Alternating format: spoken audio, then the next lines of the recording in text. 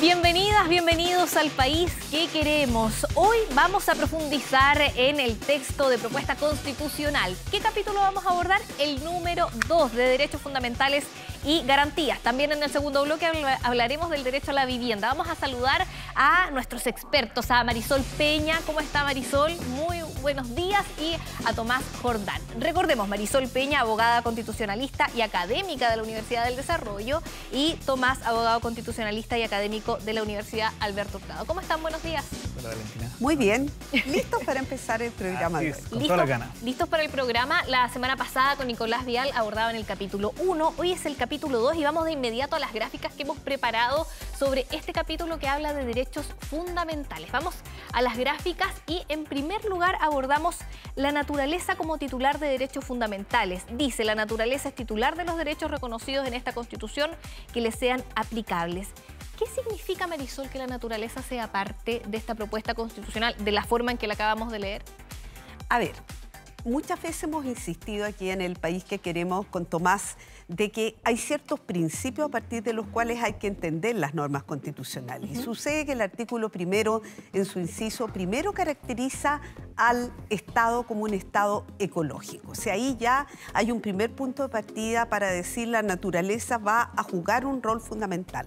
Ahora bien, hasta ahora hemos pensado que solo las personas, la persona humana concebida individualmente, eran titulares de derechos fundamentales básicamente por lo siguiente, porque ser titular de un derecho fundamental significa que tú puedes adquirir derechos, pero también puedes obligarte.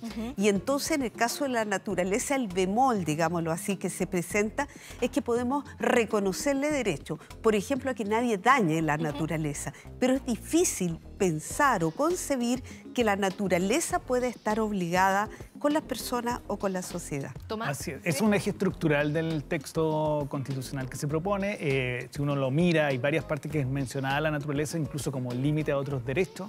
El que seas titular de derecho, y siguiendo a Marisol, nos pone una innovación bien, que también ha sido en las últimas constituciones en Latinoamérica ha aparecido, en que permite que personas vayan a los tribunales o la legislación se haga cargo de resguardar esa naturaleza en representación de ella, porque Marisol tiene razón, la naturaleza no se va a autodefender o no va a tener obligaciones, pero lo que pasa es que las personas, el resto que habitamos, que la habitamos, somos los encargados de protegerla. Y por lo tanto, la forma de entender como sujeto de derecho es que hay un mandato a todos nosotros para que protejamos de mayor manera y mayor intensidad lo que es la naturaleza. En el derecho comparado, lo que se ha ido haciendo, la jurisprudencia, estoy pensando en Colombia, que hay una sentencia muy famosa, es que va en casos muy concretos, por ejemplo, un río es el que se protege, en razón de esa titularidad que tiene. No es que sea una cuestión que todo quede sin poder tocarse, sino que cada vez que se va a tener que, por ejemplo, desarrollar un proyecto de inversión, se va a equilibrar seguramente ese espacio natural con ese proyecto. Esa es la idea, ¿no? Que quede todo congelado, por decirlo de alguna manera. Vamos a la gráfica número 2, avanzando en este capítulo número 2 de derechos fundamentales. Hablamos del principio de progresividad en materia de derechos fundamentales. El Estado debe adoptar todas las medidas necesarias para lograr de manera progresiva, atención con esa palabra, la plena satisfacción de los derechos fundamentales. Marisol, hablamos del principio de progresividad. ¿Qué quiere decir esto en este tema que es tan sentido además de los derechos fundamentales? Porque son muchos: vivienda, salud, educación. Y tú, todos los que has mencionado, Valentina, son derechos sociales, además. Claro, derechos sociales. No son derechos de los que llamamos de la primera generación, derechos de libertad. A ver, yo creo que aquí conviene relevar que la propuesta de nueva Constitución, previamente a empezar a tratar casuísticamente cada derecho fundamental, establece ciertos principios rectores, ¿verdad? Quiénes son titulares de los derechos fundamentales, cuáles son los principios conforme a los cuales tenemos que entender los derechos fundamentales, y uno de ellos es este principio de progresividad que también se llama en el derecho internacional de los derechos humanos de no regresión. Esto es, que si ya a las personas se les ha reconocido un cierto estatus, especialmente en materia de derechos sociales, el Estado tiene que hacer, la comunidad en general, todo el esfuerzo para seguir aumentando ese estatus de protección y en ningún caso retrocederlo. Terminar diciendo tal vez que el principio de progresividad hay que entenderlo, creo que Tomás va a estar de acuerdo, como una expresión del principio madre en materia de derechos humanos, que es el principio pro homine o favor persona. Siempre hay que interpretar los derechos fundamentales de una forma que potencie de la mejor manera posible a las personas. ¿Tomás? Sí, muy de acuerdo. Aquí hay una cuestión bien que hay que tener clarilla, que es que si llegase a aprobar la propuesta, estos derechos no los podemos ir a exigir al día siguiente como en una fila, por decirlo de alguna manera, sino que el Estado y las decisiones públicas, en realidad, lo van a cumplir paso a paso. Eso significa progresividad. En la medida que el Estado tenga las condiciones económicas para irlo cumpliendo, pero como dice Marisol, tampoco puede retroceder, a menos que concurra una causal muy justificada, por ejemplo, una crisis económica, en que permita eventualmente, y eso va a tener que ser muy calificado, retroceder en alguna prestación. Pero la clave está en que como son necesidades muchas, como hay los derechos cuestan dinero y el Estado tiene ciertas condiciones económicas, se va cumpliendo progresivamente, es decir, a medida o paso a paso. De hecho, dice, el financiamiento de las prestaciones estatales vinculadas al ejercicio de los derechos fundamentales propenderá a la progresividad, o sea, de a poco. Todo esto se va a aplicar paso a paso. Vamos a la siguiente gráfica. Vamos a igualdad y no discriminación. Toda persona tiene derecho a la igualdad y comprende la igualdad sustantiva, la igualdad ante la ley y la no discriminación. Marisol, en la Constitución vigente se habla, todas las personas nacen libres e iguales y además también se habla de la igualdad ante la ley. No hay persona ni grupo privilegiado y este artículo apunta también a eso que ya tenemos en la Constitución vigente. Pero ¿cuál es la novedad en esta propuesta? Porque es importante. Cierto. El derecho a la igualdad es un derecho clásico. Aparece ya en la Declaración de los Derechos del Hombre y del Ciudadano, 1879, de ahí para adelante. Pero se suele distinguir hoy día entre lo que es la igualdad formal, que significa que todos quienes están en la misma situación deben ser tratados de la misma manera. La novedad que tendría la propuesta de nueva Constitución es que agrega el concepto de igualdad sustantiva, que también se denomina o se conoce como igualdad material y que apunta a la igualdad de oportunidades. Esto es, como se dice normalmente, intentar nivelar la cancha creando un conjunto de condiciones mínimas para que se reduzca el espacio de las diferencias naturales que existen en la sociedad.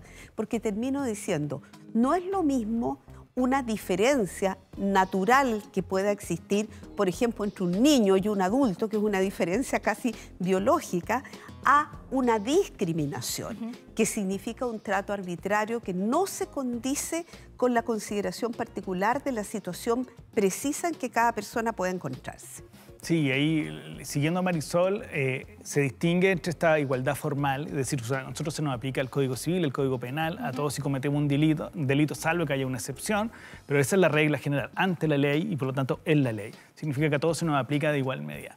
Pero al mismo tiempo permite ciertas diferencias siempre que estén justificadas, que es una discriminación no arbitraria. Por lo tanto, toda aquella diferencia no justificada sería una discriminación arbitraria. Pero por otro lado, también está esa igualdad sustantiva, que es que un punto de llegada en que se tienen que ir removiendo los obstáculos para que las personas podamos ir tratando cada vez más de tener una posición de mayor equivalencia entre nosotros y por lo tanto, por ejemplo, los grupos históricamente excluidos, incluso expresamente lo señala la idea de igualdad sustantiva, se refiere a ello. ¿Por qué? Porque se tienen que tomar medidas necesarias para ir corrigiendo esas posiciones que están más atrás o que de discriminación histórica. Perfecto. Vamos ahora, avancemos en este capítulo número 2. El derecho al agua. Atención con esto. Toda persona tiene derecho humano al agua y al saneamiento suficiente, saludable, aceptable, asequible y accesible. Es deber del Estado garantizarlo para las actuales y también las futuras generaciones. Marisol, ¿qué significa este derecho al agua en la propuesta? Bueno, hay que entenderlo siguiendo las directrices del derecho internacional de los derechos humanos como un derecho de acceso al agua. Porque el agua hay que entenderla naturalmente como un bien absolutamente indispensable para la vida. Y estamos hablando no solamente del agua que se consume, sino que aquella agua que es necesaria en relación con las políticas de saneamiento, ¿verdad? Por lo tanto, se garantiza el derecho de acceso al agua en condiciones que ojalá sean las propias de la igualdad sustantiva que mencionaba Tomás. Yo diría que esta es la forma genérica en que se plantea el derecho. Sí, es bien interesante porque se establece que el derecho humano al agua, las personas tenemos un derecho prioritario a consumir agua, por un lado. Incluso las normas internacionales se refieren a ciertos metros cúbicos. Al mismo tiempo el saneamiento, es decir, un agua potable, un agua que podamos para que nos permita vivir. Y ahí la propuesta incluso fija que el consumo humano es una prioridad constitucional.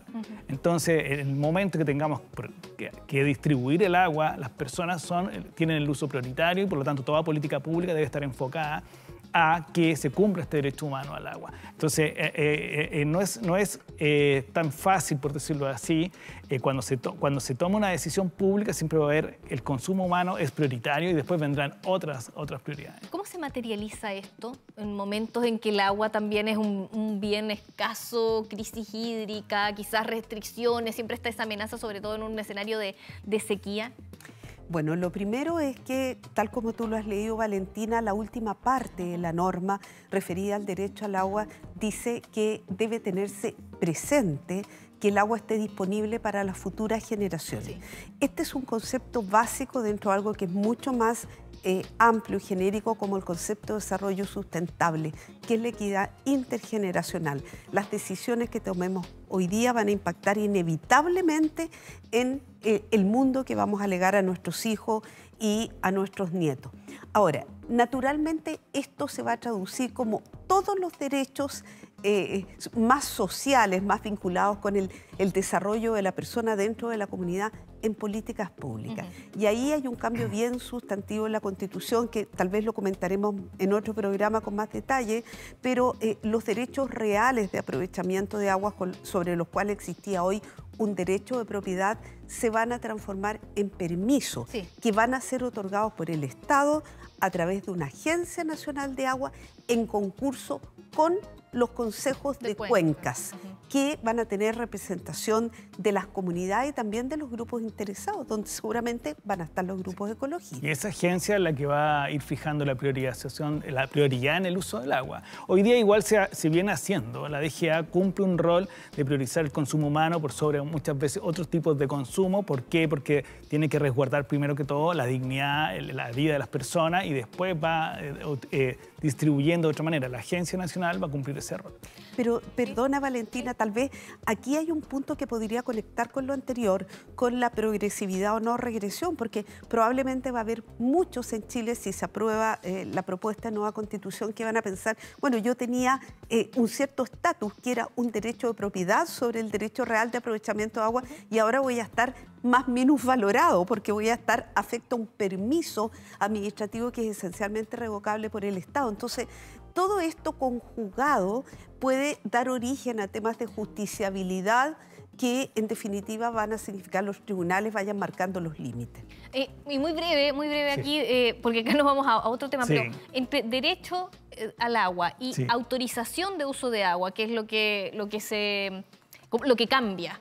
¿Cuál es la diferencia? A ver, hoy día la Constitución establece el derecho de aprovechamiento de agua, no el derecho sobre el agua en sí misma. El agua es un bien natural. Aprovechamiento de agua, ya. Sí. Hoy día lo que la propuesta señala es que tú vas a tener autorizaciones administrativas para cumplir la finalidad para la cual se te otorga, que es muy común en el derecho comparado. Si nosotros comparamos todas las constituciones, el único país que tiene derecho a aprovechamiento de agua de propiedad es Chile. Por lo tanto, la regla general son las autorizaciones y que cumplan una finalidad pública o una finalidad de bien común. Por lo tanto, tú puedes utilizar el agua, hacerte de ella y ocuparla siempre y cuando cumplas esas finalidades que el propio legislador seguramente te va a restablecer. Y una de esas va a ser, por ejemplo, si te eres agricultor, que la destines a la agricultura y no que, por ejemplo, especules con ella. Y esa es una gran diferencia entre los formatos de tipo de autorización versus derecho de aprovechamiento. Resuelta la duda, pero es verdad que es un tema para profundizar. De hecho, en medio ambiente se habla de este derecho. Pero avancemos en nuestro capítulo 2, en el que estamos hoy día. Vamos a la siguiente gráfica. Hablamos del derecho de niños, niñas y adolescentes. El Estado tiene deber prioritario de promover, respetar y garantizar los derechos de niñas, niños y adolescentes, resguardando su interés superior, su autonomía progresiva, su desarrollo integral y su derecho a ser escuchados y a participar e influir en todos los asuntos que los afecten, en grado que corresponda a su nivel de desarrollo en la vida familiar, comunitaria y social. Se incorporan los niños, niñas y adolescentes en esta propuesta, son también un eje que estuvo muy presente en el debate de la Convención Constitucional, ¿no? También hasta incorporarlos en el derecho a la posibilidad de voto desde más jóvenes, 16, 17 años, con voto voluntario. Y también como límite la autonomía progresiva, la libertad que tienen los padres para elegir el establecimiento de enseñanza de sus hijos en un programa anterior. Sí. A ver, yo diría que una tendencia del constitucionalismo de última generación es incluir en el texto de las constituciones los derechos de grupos que son particularmente vulnerables en el contexto de la convivencia social. Y por eso que las constituciones de última generación, particularmente en Latinoamérica, contemplan derechos de niños, niñas y adolescentes, derechos de las personas en situación de discapacidad, derechos de los adultos mayores. Entonces, esto digamos que es una tendencia. Y por otra parte, decir que este derecho viene claramente a tomar los aspectos fundamentales de la Convención de Naciones Unidas sobre los Derechos del Niño, que es un tratado internacional ratificado y vigente en Chile hace muchos años, que ha significado que ya desde hace tiempo los tribunales de justicia, por ejemplo los tribunales de familia, en asuntos en que tengan que decidir sobre el cuidado personal de los hijos, lo hagan teniendo presente el interés superior del niño. O sea, nos ponemos al día, digamos, con las constituciones modernas en esta propuesta. Es muy relevante. Yo creo que los niños, niñas y adolescentes tienen el texto constitucional, nos ponemos al día, le otorgamos una relevancia jurídica que en fondo mandata, lo hemos dicho en otros programas, mandata las políticas públicas que tengan consideración. Hay dos claves ahí, creo yo: el interés superior, que es que se tomen decisiones o acciones para el bienestar del niño, niña y adolescente, y su desarrollo progresivo, es decir, que se consideren su nivel de desarrollo físico, emocional, en la toma de decisiones paulatinamente. En los tribunales se utiliza habitualmente en los juicios de familia para efectos de tomar decisiones sobre su identidad, con qué padre quieren o no estar. Entonces, es el niño, niña y adolescente el que es el centro de la toma de las decisiones, en este caso de la política pública como también de los tribunales. ¿Desde cuándo esto aparece en las constituciones? Estamos hablando que es algo moderno, pero ¿cuándo aparece? ¿Cuándo surge? Yo diría que lo he visto en la Constitución colombiana del año 1991, por ejemplo, que es una de las constituciones que inaugura en la década de los 90 lo que se llama como una nueva corriente, el constitucionalismo latinoamericano. Pero quiero decir que es una tendencia más latinoamericana que europea o asiática. Y esto por una razón cultural, a mi juicio, es mi opinión personal, porque en la cultura latinoamericana nos hace mucho más sentido que las cosas fundamentales estén escritas en el pacto básico de la convivencia y no sean simples principios que podamos inferir. Los europeos suelen tener constituciones mucho más breves porque... Son anteriores también a toda esta corriente. Pero algunas, las de Europa del Este, por ejemplo, son nuevas y no tienen tanto desarrollo como el que vemos hoy día en esta propuesta. En la de Bélgica está el derecho muy bien desarrollado. Hay que tener a la vista que la Declaración de los Niños y Niñas es del 59 y el convenio del 89 ratificado el 90 en Chile. Por eso que Marisol decía que ya llevamos, pero ha costado, yo creo, décadas incorporar a los niños y niñas como sujetos plenos de derechos, de acuerdo a estas propias reglas, en el sentido de progresividad, su interés superior. Pero yo creo que por eso es un salto no menor que esté en el texto constitucional. Y así como están los niños, vamos a avanzar a la siguiente gráfica porque también están los adultos mayores. Derecho de adultos mayores. Las personas mayores son titulares de derechos establecidos en esta Constitución y en los tratados internacionales de derechos humanos ratificados y vigentes en Chile. Asimismo, tienen derecho a envejecer con dignidad, obtener prestaciones de seguridad social suficientes para una vida digna, accesibilidad al entorno físico, social. Es un poco más larga la norma, pero vamos a profundizar de inmediato en este derecho de adultos mayores que está en el capítulo 2, Marisol. De nuevo, traer a la Constitución una tendencia que se aprecia ya desde hace un tiempo en el derecho internacional de los derechos humanos. Hay una convención de Naciones Unidas sobre el adulto mayor. Y el concepto básico, o los conceptos básicos, diría yo, de esa convención son, en primer lugar, que las personas que llegan a esta etapa que llamamos de la tercera edad normalmente tenemos que tratarlas con dignidad, porque aunque sufran un deterioro de funciones cognitivas o físicas evidentes, eso no significa que sean sujetos desechables para la sociedad. Entonces, el concepto de dignidad de toda persona se proyecta muy especialmente en esta etapa de la vida. En segundo lugar, el derecho a participar. Uno en los países europeos ve que las personas mayores tienen múltiples posibilidades de trabajo. Uno va a un museo, por ejemplo, y quien hace de guía en el museo suelen ser adultos mayores. Entonces, su derecho a seguir participando en la vida nacional. Y tercero, mantener en la medida de lo posible el respeto de su autonomía, es decir, que puedan decidir, por ejemplo, sobre cuidados paliativos en el final de la vida, sin que necesariamente sean reemplazados por el solo hecho de ser adultos mayores por las decisiones de los hijos u otros familiares. Sí, aquí también es un avance en que hay grupos que parecieran estar excluidos o invisibles muchas veces, como el adulto mayor, pero que la Constitución toma y lo releva. ¿Para qué? Para que las decisiones que se vayan adoptando en materia de seguridad social, lo dice la norma, salud, tengan que incorporar políticas expresamente destinadas a ellos para que esa etapa, que además se produce una disminución física como también de remuneraciones, puedan tener una vida digna hasta el final, hasta los últimos días y por lo tanto acondicionada. Hablábamos muchas veces del rol que van a tener los municipios, los gobiernos regionales, y ahí me parece que hay un mandato claro a las nuevas políticas públicas que lo incorporen. De hecho, se habla de la autonomía, independencia, de la participación política y social a una vida libre de maltrato. O sea, son varios los puntos. Todo esto es un mandato para la política pública. Al legislador y después a la política pública que llevan a cabo los gobiernos de turno. Perdón. Bueno, parte de las normas entonces de esta propuesta, de este capítulo 2, es mucho más extenso el capítulo 2 de la propuesta constitucional, pero hemos revisado con Marisol, con Tomás, parte del contenido y nosotros los invitamos a continuar revisando la propuesta y vamos a seguir, de hecho, en el siguiente bloque con Marisol, con Tomás, con un panel de invitados hablando de la vivienda digna. Vamos a una pausa, ya regresamos.